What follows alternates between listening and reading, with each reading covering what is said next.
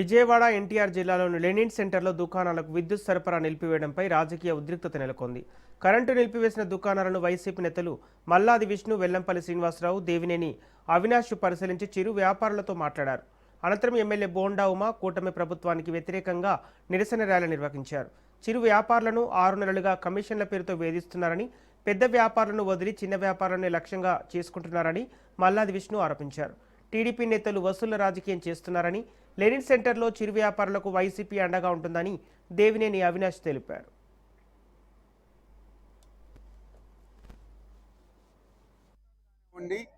చిన్న చిన్న వ్యాపారాలు చేసుకునే సామాన్య ప్రజానికం నివసించే ప్రాంతంలో ఈరోజు కూటమి ప్రభుత్వంలో గద్దల్లాగా వాలిపోయి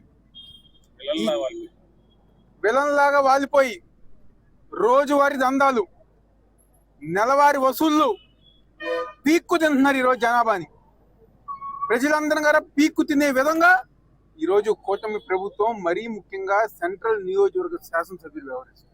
మీ షాపులు తీసేస్తాం, షాపుకి 5 లక్షల రూపాయలు వసూలు చేసే విధంగా ఈరోజు ఈ ప్రాంతంలో దందా నడుస్తాయి.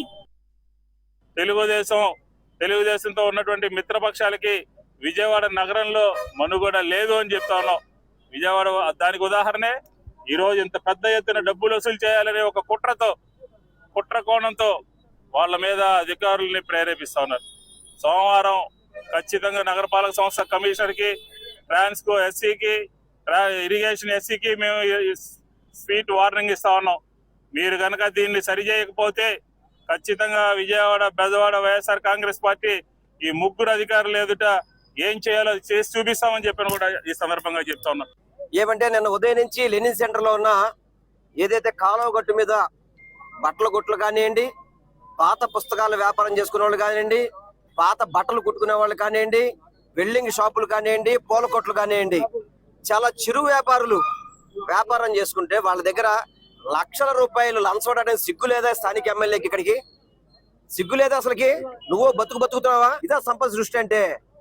ఒక్కొక్కరి దగ్గర 5 లక్షల రూపాయల షాప్ కి మీకు ఇది వాళ్ళ షాప్ లో వ్యాపారం చేసుకోవాలంటే లంచం ఇవ్వాలి మీకు.